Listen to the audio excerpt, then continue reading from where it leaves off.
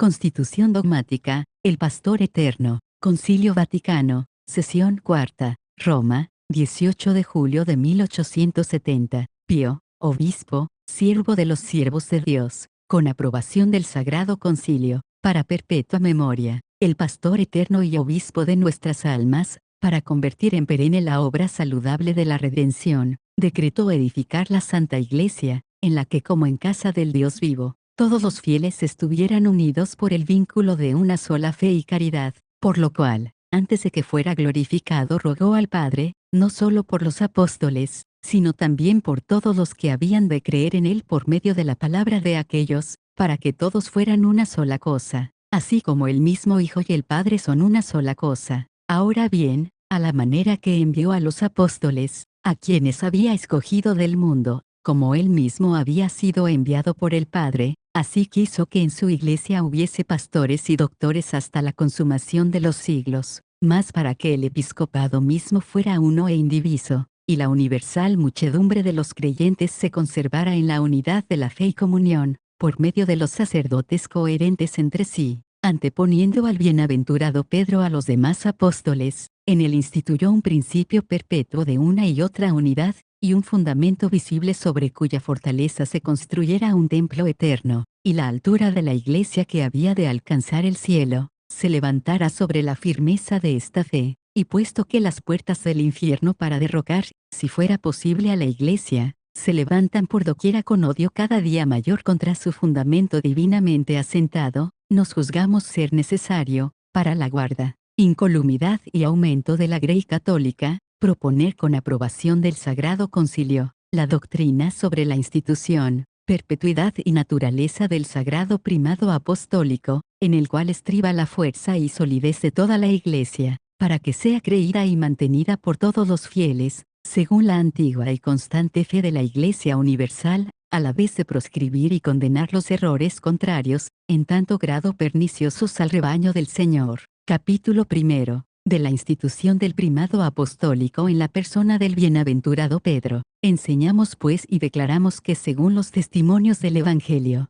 el primado de jurisdicción sobre la universal Iglesia de Dios, fue prometido y conferido inmediata y directamente, al bienaventurado apóstol Pedro por Cristo nuestro Señor, porque solo a Simón, a quien ya antes había dicho, tú te llamarás Cefas, después de pronunciar su confesión, tú eres el Cristo, el Hijo de Dios vivo, se dirigió el Señor con estas palabras, bienaventurado eres Simón, hijo de Jonás, porque ni la carne ni la sangre te lo ha revelado, sino mi Padre que está en los cielos, y yo te digo, que tú eres Pedro, y sobre esta piedra edificaré mi iglesia, y las puertas del infierno no prevalecerán contra ella, y a ti te daré las llaves del reino de los cielos, y cuanto atares sobre la tierra, será atado también en el cielo, y cuanto desatares sobre la tierra, será desatado también en el cielo. Y solo a Simón Pedro confirió Jesús después de su resurrección, la jurisdicción de pastor y rector supremo sobre todo su rebaño, diciendo, apacienta mis corderos, apacienta mis ovejas. A esta tan manifiesta doctrina de las Sagradas Escrituras,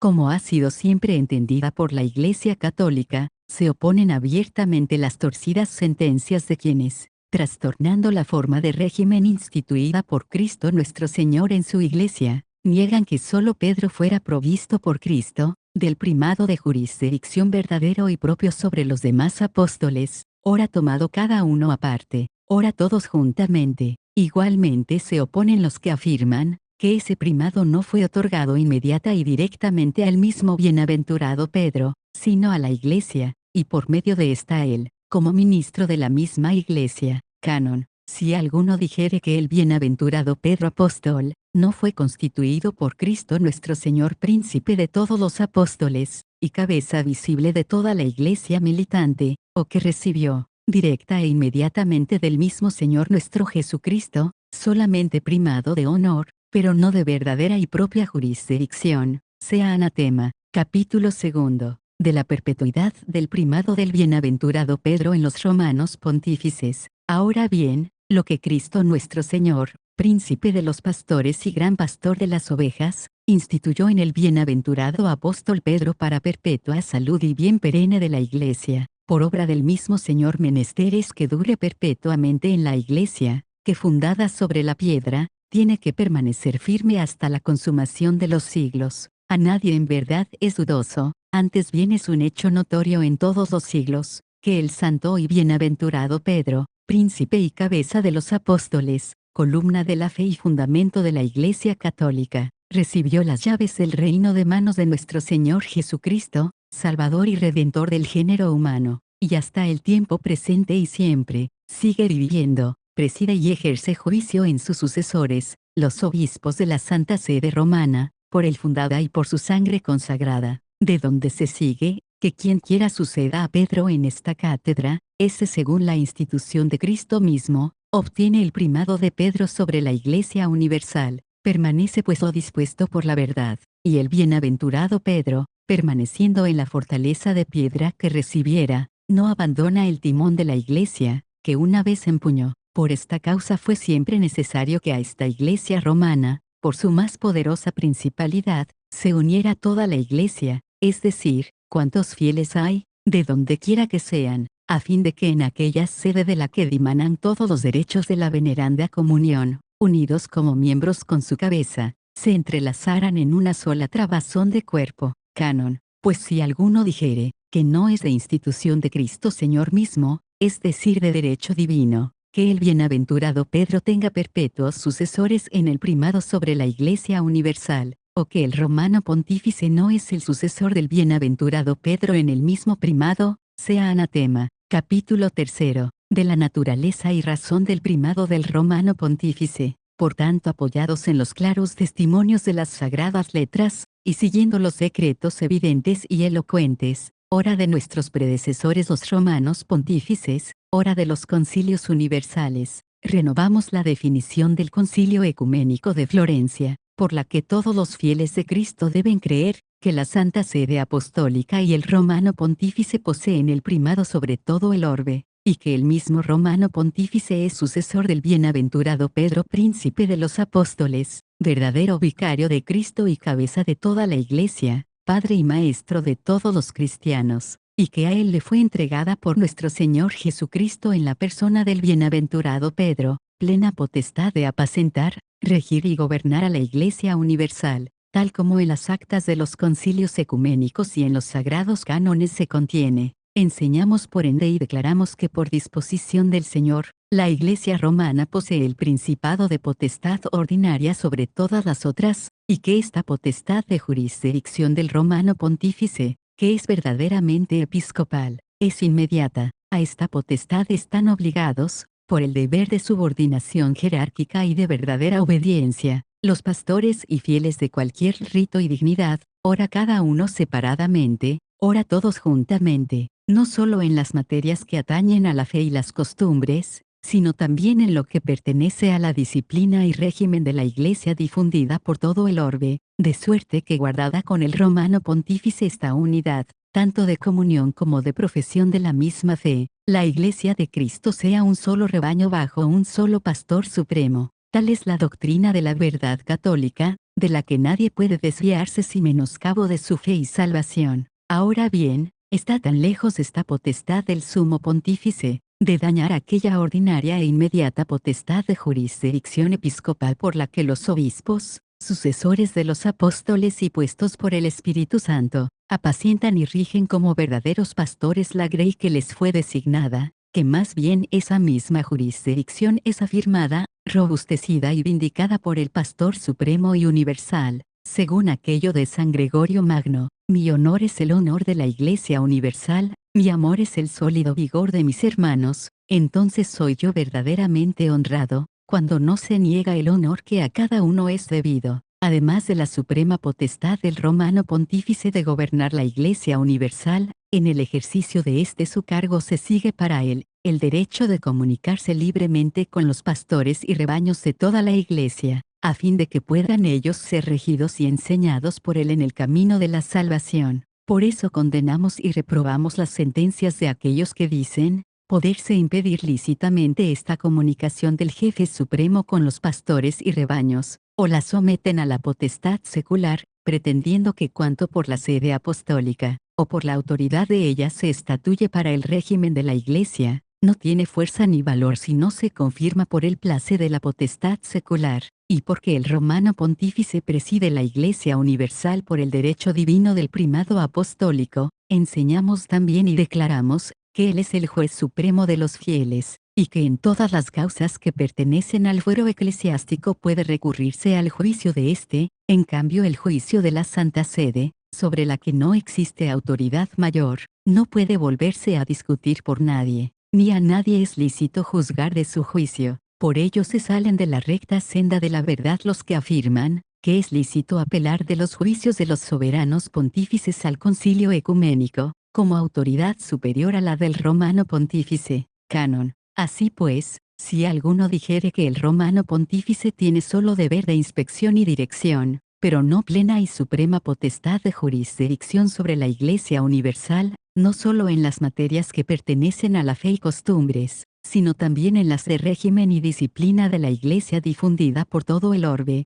o que tiene la parte principal, pero no toda la plenitud de esta potestad, o que esta potestad suya no es ordinaria e inmediata, tanto sobre todas y cada una de las iglesias, como sobre todos y cada uno de los pastores y fieles, sea anatema. Capítulo 4. El magisterio infalible del soberano pontífice. Ahora bien, que el mismo primado apostólico, que el romano pontífice como sucesor de Pedro príncipe de los apóstoles tiene sobre toda la iglesia, comprende también la suprema potestad de magisterio, es cosa que siempre sostuvo esta Santa Sede. Lo comprueba el uso perpetuo de la Iglesia y lo declararon los mismos concilios ecuménicos, aquellos en primer lugar en que Oriente y Occidente se juntaban en unión de fe y caridad. En efecto, los padres del Concilio IV de Constantinopla, siguiendo las huellas de los mayores, publicaron esta solemne profesión: la salvación consiste ante todo en guardar la regla de la recta fe, y como no puede pasarse por alto la sentencia de nuestro Señor Jesucristo,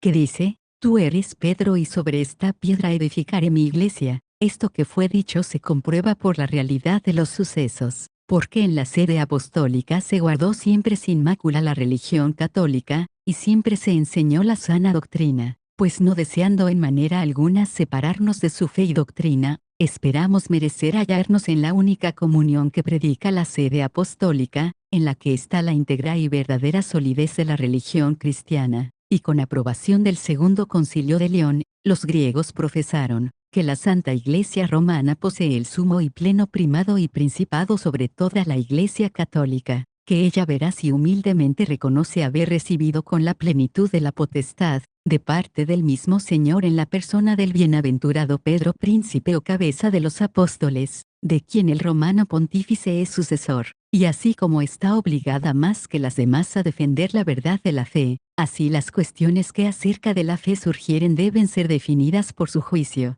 En fin, el Concilio de Florencia definió que el romano pontífice es verdadero vicario de Cristo y cabeza de toda la Iglesia, y padre y maestro de todos los cristianos, y a él en la persona de San Pedro le fue entregada por nuestro Señor Jesucristo, la plena potestad de apacentar, regir y gobernar a la Iglesia universal. En cumplir este cargo pastoral nuestros predecesores pusieron empeño incansable, a fin de que la saludable doctrina de Cristo se propagara por todos los pueblos de la tierra, y con igual cuidado vigilaron que allí donde hubiera sido recibida se conservara sincera y pura, por lo cual los obispos de todo el orbe, ora individualmente, ora congregados en concilios, siguiendo la larga costumbre de las iglesias y la forma de la antigua regla, dieron cuenta particular a esta sede apostólica de aquellos peligros que surgían en cuestiones de fe, a fin de que allí señaladamente se resarcieran los daños de la fe, donde la fe no puede sufrir mengua. Los romanos pontífices por su parte, según los persuadía la condición de los tiempos y de las circunstancias,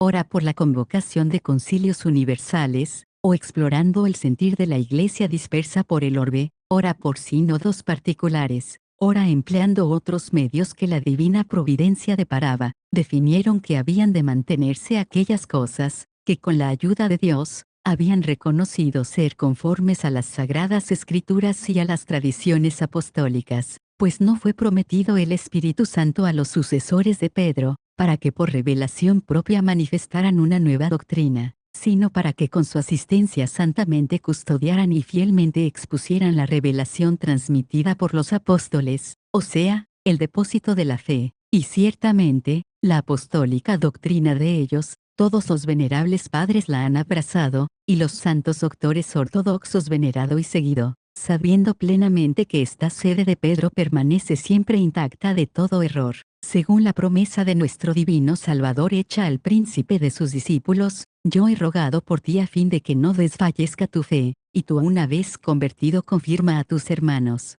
Así pues, este carisma de la verdad y de la fe nunca deficiente, fue divinamente conferido a Pedro y a sus sucesores en esta cátedra, para que desempeñaran su excelso cargo para la salvación de todos, para que toda la grey de Cristo, apartada por ellos del pasto venenoso del error, se alimentara con el de la doctrina celeste, para que quitada la ocasión del cisma, la Iglesia entera se conserve una, y apoyada en su fundamento, se mantenga firme contra las puertas del infierno, más como quiera que en esta misma edad, en la cual más que nunca se requiere la eficacia saludable del cargo apostólico, se hallan no pocos que se oponen a su autoridad, creemos ser del todo necesario afirmar solemnemente la prerrogativa que el unigénito Hijo de Dios se dignó conjuntar con el supremo poder pastoral. Por lo tanto siguiendo la tradición recogida fielmente desde el principio de la fe cristiana, para gloria de Dios Salvador nuestro, para exaltación de la religión católica y salvación de los pueblos cristianos, con aprobación del Sagrado Concilio enseñamos y definimos ser dogma divinamente revelado, que el romano pontífice, cuando habla ex cátedra, esto es, cuando cumpliendo con su cargo de pastor y doctor de todos los cristianos, define, por su suprema autoridad apostólica, que una doctrina sobre la fe y costumbres debe ser sostenida por la Iglesia universal, por la asistencia divina que le fue prometida en la persona del bienaventurado Pedro, goza de aquella infalibilidad de que el Redentor divino quiso que estuviera provista su Iglesia, en la definición de la doctrina sobre la fe y costumbres, y por lo tanto, que las definiciones del romano pontífice son irreformables por sí mismas, y no por el consentimiento de la Iglesia, y si alguno tuviere la osadía, lo que Dios no permita, de contradecir esta nuestra definición, sea anatema,